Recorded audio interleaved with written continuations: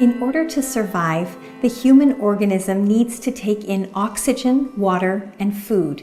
We can survive only about 3 minutes without air, 3 days without water, and 3 weeks without food. Because food is so important to our survival, it's been studied extensively. And since 1827, when a British physician by the name of William Prout first proposed that humans need 3 macronutrients to survive, physicians, scientists, and increasingly the general public have been trying to figure out exactly how much of each of these nutrients will optimize our health. But to some extent, the focus on nutrients rather than food has confused many people.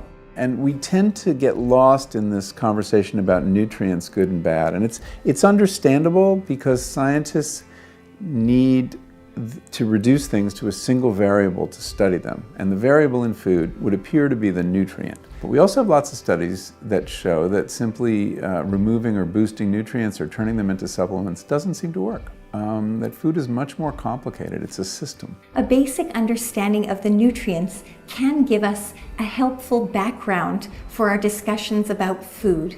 So we'll review the nutrients and how the body uses them. But most of this course will focus on discussions about food and health, because ultimately people eat food, not nutrients. Dietary carbohydrates are combinations of sugar units that come in both simple and complex forms. Simple carbohydrates include the monosaccharides or single sugar units like glucose and fructose, as well as the disaccharides or 2 sugar units like sucrose or table sugar. Complex carbohydrates or polysaccharides include the dietary starches that our body can break down and digest, and also the indigestible polysaccharides that make up dietary fiber. During the process of digestion, carbohydrates are broken down and converted to glucose, which can then be metabolized by the body to produce usable energy in the form of ATP. If energy demands are low, glucose can be stored, and most of the time it's stored as adipose tissue. Dietary proteins are also broken down into their component parts, amino acids, during the process of digestion. And these amino acids can be used to build and repair lean tissues in the body and perform many other important functions. But amino acids can also be broken down and used for energy. And if they're consumed in excess, they can contribute to fat stores in the body as well. Dietary fats can also be broken down into smaller components and used for energy, or they can be stored as adipose tissue depending on our energy needs. Fats are the most energy-dense storage form, providing 9 calories of energy for every gram, and alcohol provides 7 calories per gram. In contrast, carbohydrates and proteins provide only 4 calories per gram.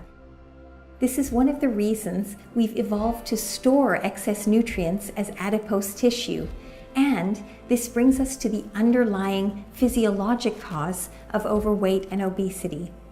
Any calories that aren't converted into usable energy in the form of ATP are stored in the body for later use.